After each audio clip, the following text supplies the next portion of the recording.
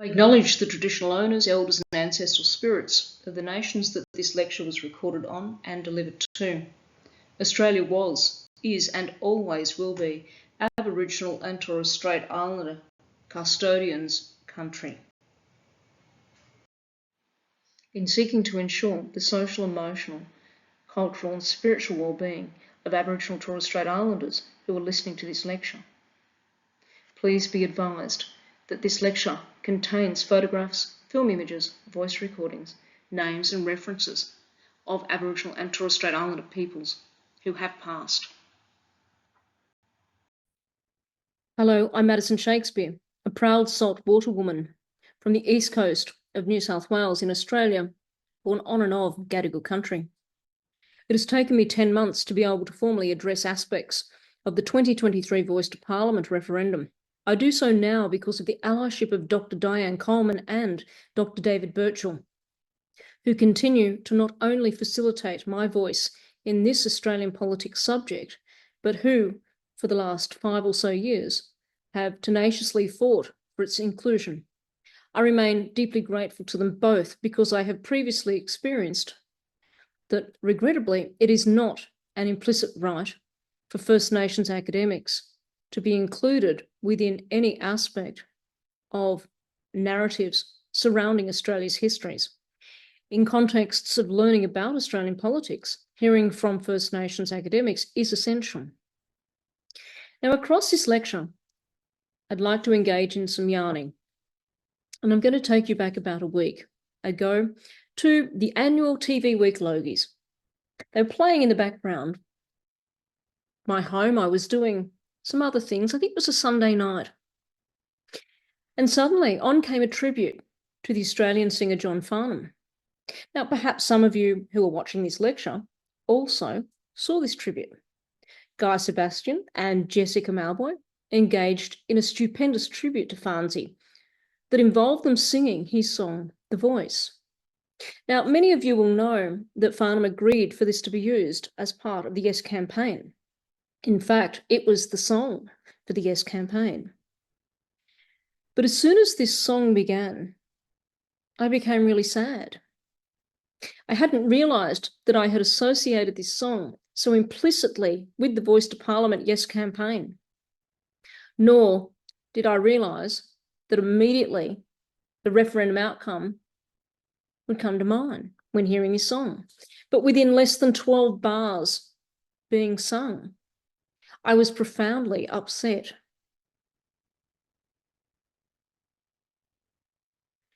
Deeply cognizant of the substantial impact that First Nations communities have experienced from the yes-no campaign approaches,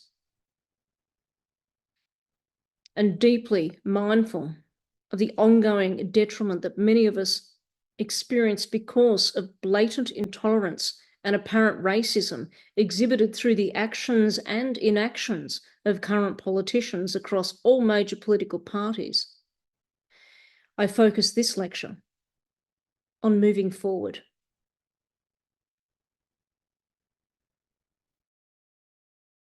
We are at a critical point in Australia's history where we either go in one direction, where we take all of those recommendations, the advocacy, the activism of First Nations communities and our allies, or we go down a different pathway, and that pathway is pure assimilation.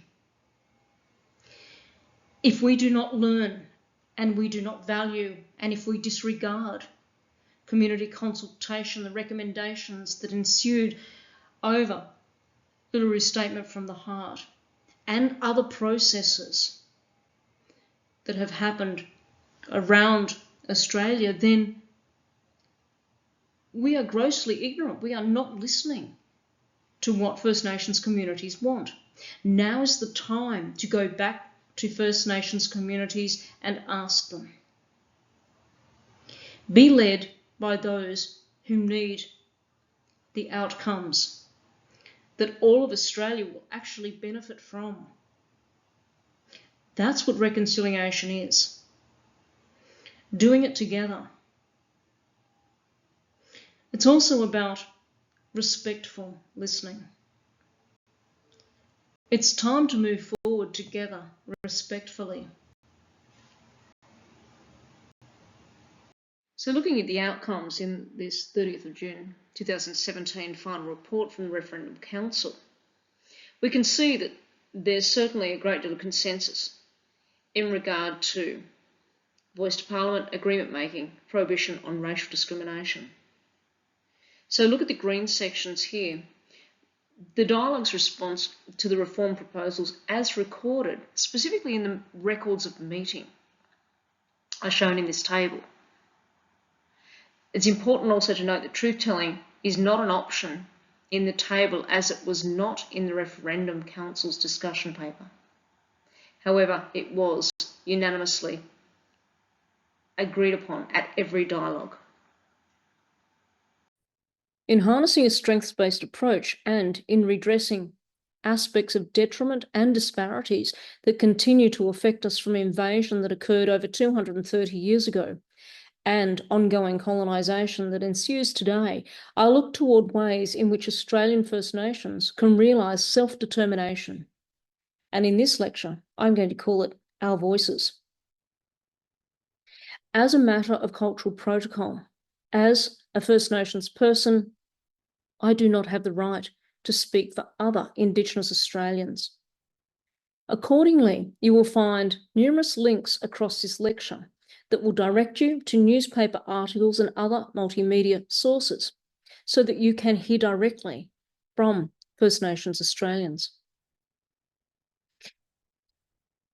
I want you to all think about what happens if your voice is not heard. Yes, you're probably frustrated, even angry. There are times when implicitly your voice has to be heard. You may be affirmed because you're speaking the truth, but if nobody gives you an opportunity to hear it, then you don't feel as though you can contribute. You can't help a situation. And you feel particularly marginalised and not appreciated. What happens in situations where others need to hear your voice because implicitly detriment that you may be experiencing can only be voiced by those who actually experience it? So to rectify problems, there are occasions where only those who are experiencing those problems can inform on ways forward, ways to make things better. What happens when First Nations voices are not heard? What happens when First Nation voices are not necessarily understood if they are heard? What happens when First Nations voices are incorrectly paraphrased and or taken out of context? Building on adversity through allyship, it appears that many current politicians presume that the reason that the Voice to Parliament referendum failed was because a majority of Australian citizens did not want constitutional recognition for Australian First Nations peoples. However, any such deduction is profoundly faulty.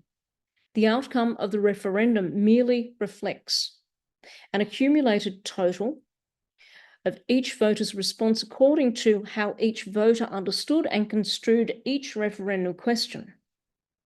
Understanding why each voter either selected yes or no requires much deeper scrutiny. The influences and influencers that sought to persuade each voter in this referendum was unprecedented compared to past referendums. This will be explored further in your tutorial this week. Damagingly, this post-referendum presumption has been harnessed by many politicians to ameliorate their responsibilities to First Nations voters and their communities. It has been used to dismiss the need for and importance of reconciliation. In fact, it has been used as a potent colonising weapon against the fundamental international law rights of Indigenous peoples of this country. It appears from the Coalition's current attitude that they are deaf to First Nations communities' calls for formal engagement in truth-telling. These processes are essential for outcomes that redress health, education, economic, social, and other disparities. The Garma Festival this year was indicative of how political parties have moved beyond the referendum. It appears that when the coalition failed to send any representative to the festival this year, they didn't care whether they were perceived or even realised as culturally disrespectful.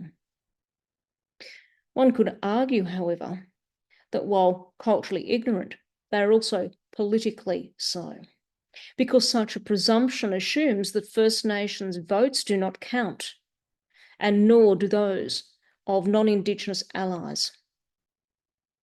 Disparagingly, there appears also to have been a substantial change in the priorities of the Labor government surrounding Makarrata, as evidenced in the Prime Minister's speech at the Garma Festival this year.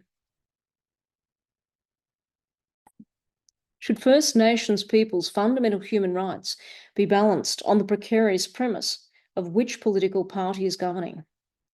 When looking towards self-determination, we need to redress the social determinants specific to Indigenous peoples of this country. Measures specific to the socio-economic, education, health and well-being of Indigenous Australians. These critical life factors should not merely rely on the party politics of the moment. If this occurs, then our self-determination is bound by and subject to the political imperatives of the governing party and possibly the desires of those who influence the party.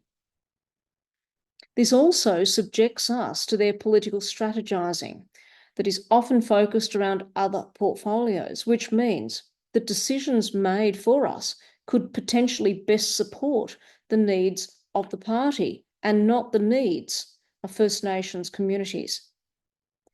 Isn't this approach non-strategic in closing the gap? To redress the current inequities, racism, and colonising factors that continue to harm Australian First Nations peoples, we need an expansive, strategic approach that extends well beyond the life of the governing political party.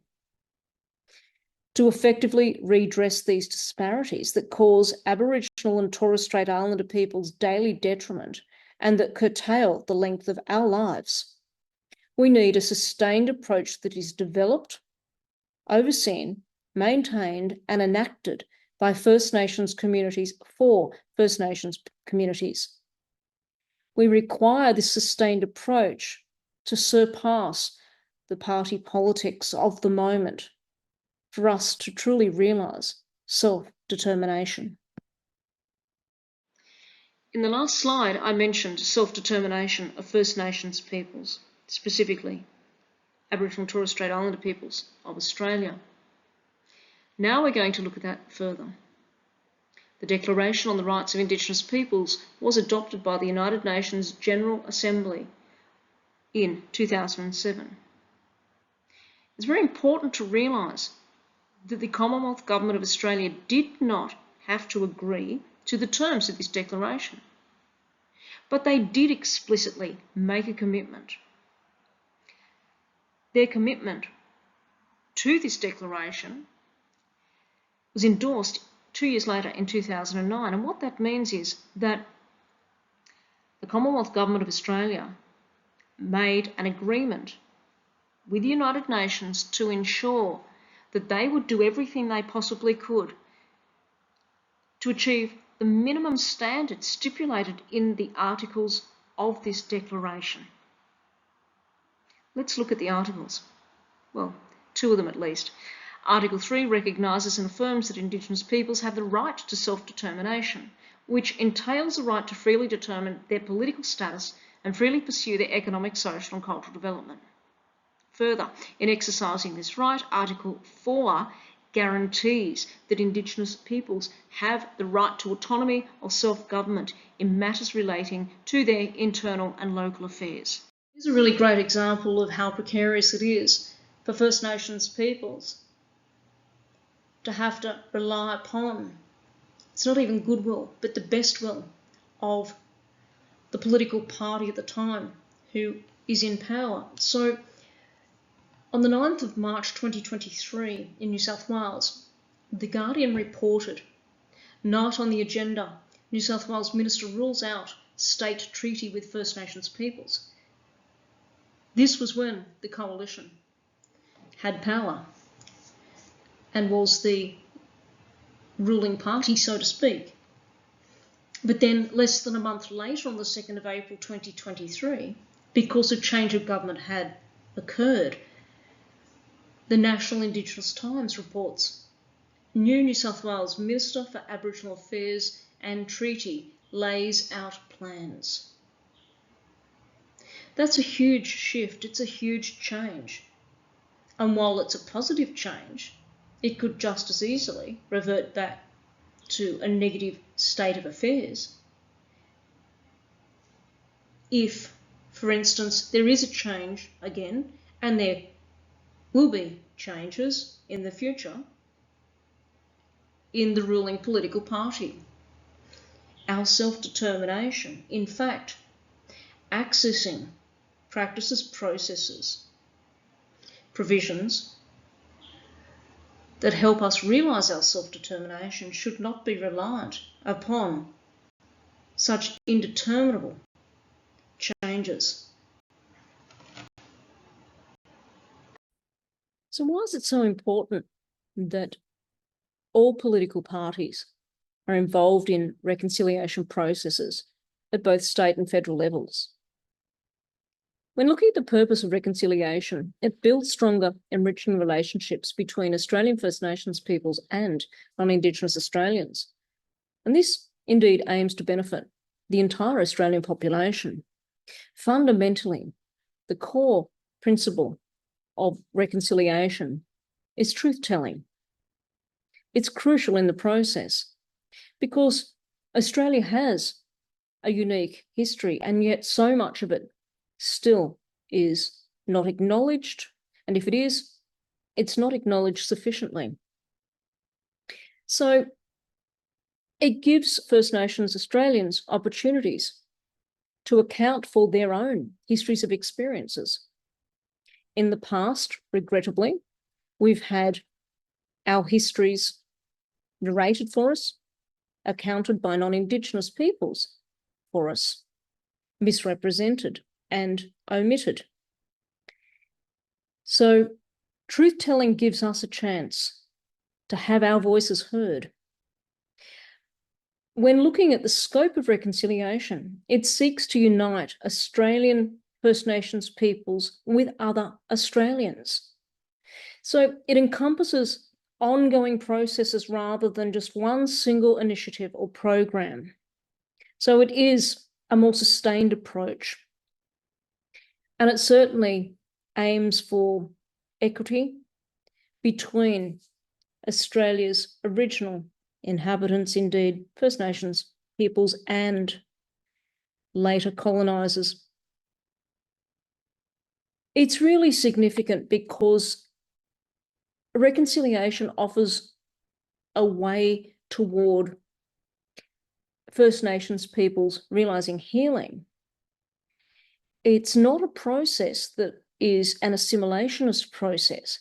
So what that means is it doesn't require Aboriginal and Torres Strait Islander peoples to conform to non-Indigenous peoples' norms.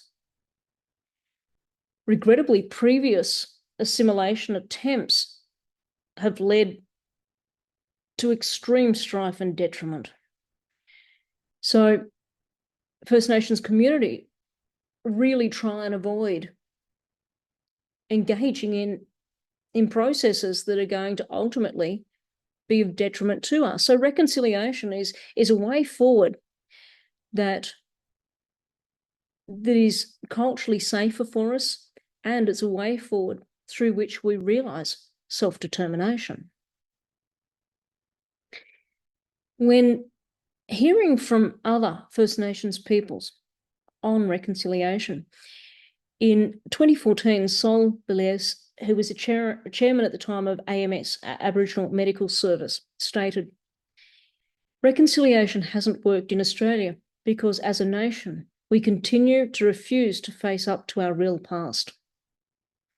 In 2009, Patrick Dodson compares reconciliation to the coexistence of salt water and fresh water, distinct yet coming together, each with its own identity and stories.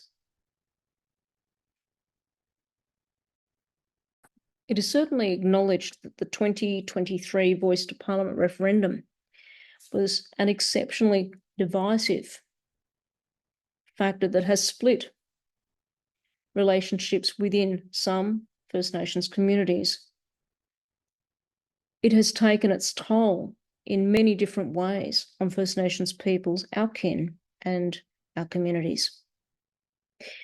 But we need to look toward healing, and in so doing, look at the fact that approximately 40% of Australia's population in voting yes identified as allies. And this was despite the extensive, well-funded campaigns that promoted misinformation. We need to look at the corporate support that we attained. So major corporations, including the four big banks, Woolworths, Coles, Wesfarmers, Telstra, Qantas, BHP, Rio Tinto, unions, not-for-profit organisations, sporting legends, celebrities, and even celebrities and other organisations internationally. They showed their support publicly and made commitments to ensure better outcomes for First Nations peoples. This is significant. How do we continue the momentum? Well, I'm not looking at continuing the momentum for another referendum in the near future, because it is more than foreseeable that it would not be successful. But how do we continue the momentum and keep building those relationships with allies? Well, let's look at some really practical measures that include reconciliation action plans. Organisations can put in place, can confirm in writing, affirming their commitment to First Nations peoples. But it's really important that community-led processes inform and direct these reconciliation plans, or as we call them for short, RAPs. They can be, when designed prudently, they can be incredibly positive in terms of realising measures, processes within workplaces that focus on affirmative action and increase support for First Nations employees. These are the practices and processes through which we can realise self-determined outcomes, both within our workplace and the workforce and more generally across society. There needs to be truth-telling. Calling out racism is really difficult. It takes bravery, it takes courage, and it takes practice. One way of engaging in starting these processes is through education. Truth-telling needs to occur at a preschool level, a primary school level, a secondary level, and across tertiary institutions. Only then will Australia's histories, our enriching, multicultural, diverse histories, only then will Australia's First Nations histories, which were multi-nationed, diverse, enriching. Only once all of our histories are acknowledged, affirmed, legitimised, and valued can we move forward. What I find astounding is that there has been little publicity around Voice to Parliament that was successful in South Australia. And in fact, moving from that success, this year we have recently had elections to move toward treaty forming. These are deeply meaningful ways to practically realise the wishes of First Nations communities in each state and territory. So there are positive measures being realised, but it's interesting because the publicity, as I said, has not been focused on them. So in moving forward, I say this to First Nations students in this subject. Together, we do the old way. Together, we do it. Together as communities. We must positively move forward, strengths-based, and recognise and embrace our allies. Allies, I say this, you are appreciated, you are recognised, and you are an integral part of our lives as First Nations Australians. So moving forward together, realising reconciliation, First Nations peoples realising healing. This is the way we move beyond the outcomes of the 2023 Western Parliament Referendum.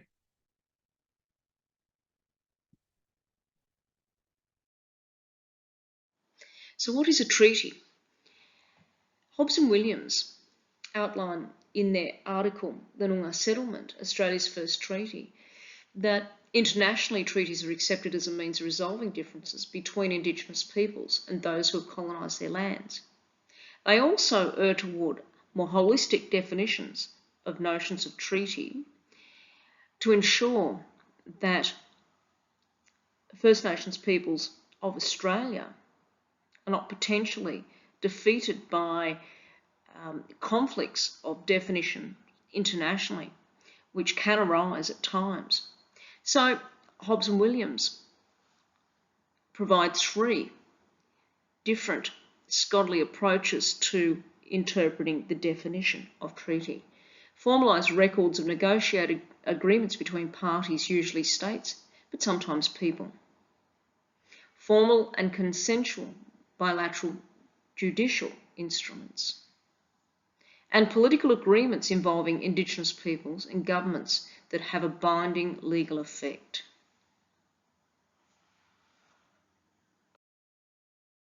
So understanding the holistic and expansive interpretation of the notion treaty that Hobbes and Williams err toward, then we must ask the question, do we have any agreements in Australia that could be called a treaty? Well, both scholars highlight that the Noongar Settlement indeed is Australia's first treaty. They consider the terms of this complex agreement. The settlement is made up of 6 individual Indigenous land use agreements, so ILUASs. And what is of significance is that on the 17th of October 2018, the Registrar of the National Native Title Tribunal announced that she had registered all 6 agreements. On the right-hand side of this slide, you can see some of the terms involved in these agreements, and you can see how complex and expansive in scope they are. For further information about this treaty, Australia's first treaty, you can access the link on this slide and inform yourselves further.